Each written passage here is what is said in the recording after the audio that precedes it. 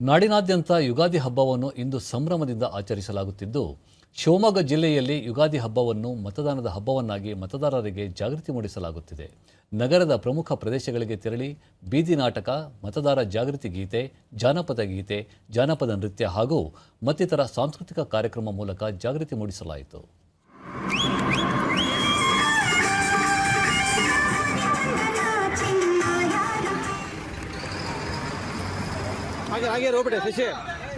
ಕೇಳಿರಿ ಕೇಳಿರಿ ಶಿವಮೊಗ್ಗ ಜನರೇ ಕಿವಿಗೊಟ್ಟು ಕೇಳಿ ನಮ್ಮ ಮಾತಾ. ಕೇಳಿರಿ ಕೇಳಿರಿ ಶಿವಮೊಗ್ಗ ಜನರೇ ಕಿವಿಗೊಟ್ಟು ಕೇಳಿ ನಮ್ಮ ಮಾತಾ. ಮನಸ್ಸಿಟ್ಟು ಕೇಳಿ ನಮ್ಮ ಮಾತಾ, ಮನಸ್ಸಿಟ್ಟು ಕೇಳಿ ನಮ್ಮ ಮಾತಾ. ಭಾರತ ಚುನಾವಣಾ ಮತದಾರರು ದೂರದರ್ಶನದೊಂದಿಗೆ ಮಹಾನಗರ ಪಾಲಿಕೆ ಆಯುಕ್ತ ಮಾಯಣ್ಣ, ಶಿವಮೊಗ್ಗ ಮಹಾನಗರ ಪಾಲಿಕೆ ಮತದಾರರಲ್ಲಿ ಜಾಗೃತಿ ಮೂಡಿಸುವ ನಿಟ್ಟಿನಲ್ಲಿ ವಿಶಿಷ್ಟ ವಿನೂತನ ಕಾರ್ಯಕ್ರಮಗಳನ್ನು ಆಯೋಜಿಸಲಾಗುತ್ತಿದೆ. ಯುಗಾದಿ ಹಾಗೂ ರಂಜಾನ್ ಹಬ್ಬದ ಸಂದರ್ಭದಲ್ಲಿ ವಿಶೇಷವಾದ ಕಾರ್ಯಕ್ರಮಗಳನ್ನು ಆಯೋಜಿಸಲಾಗುತ್ತಿದೆ ಎಂದರು. ಗೈಡ್ಲೈನ್ ಸ್ಲಿಪ್ ಅಂತ ನಿಮ್ಮ ಮತಗಟ್ಟೆ ಎಲ್ಲಿ ಬರುತ್ತೆ ಅಂತ ಮಾಹಿತಿ ಇರ್ಬೋದು.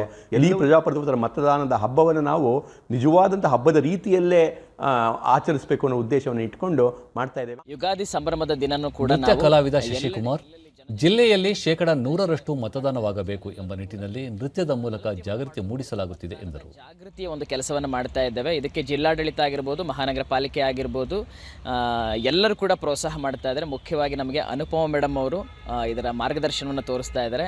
ಎಲ್ಲ ಕಾರ್ಯಕ್ರಮಗಳು ಕೂಡ ಇದೇ ರೀತಿ ಸ್ಪಂದನೆ ಕೊಡ್ತಾ ಇರ್ತಾರೆ. ಸೊ ಹಾಗಾಗಿ ಈ ಸಲದ ಶಿವಮೊಗ್ಗದ ಮತದಾನ 100% ಆಗಬೇಕು ಅಂತ ಅಂದರೆ ನೀವೆಲ್ಲರೂ ಕೂಡ ಮೇ 7ನೇ ತಾರೀಕು ಬಂದು ತಪ್ಪದೆ ಮತಗಟ್ಟೆಗೆ ಬಂದು ನೀವು ಮತದಾನ ಮಾಡೋದ್ರ ಮೂಲಕ ಶಿವಮೊಗ್ಗದ 100% ಮತದಾನವನ್ನು ಮಾಡಬೇಕು ಅಂತ ನಾನೆಲ್ಲ ಕೇಳ್ಕೊತೀನಿ. ಮತ್ತೋರ್ವ ಕಲಾವಿದ ವಿನಯ್, ಕಲಾ ಪ್ರದರ್ಶನದ ಮೂಲಕ ಜನರಲ್ಲಿ ಮತದಾನದ ಮಹತ್ವ ಕುರಿತು ಅರಿವು ಮೂಡಿಸುತ್ತಿದ್ದೇವೆ ಎಂದು ಹೇಳಿದರು.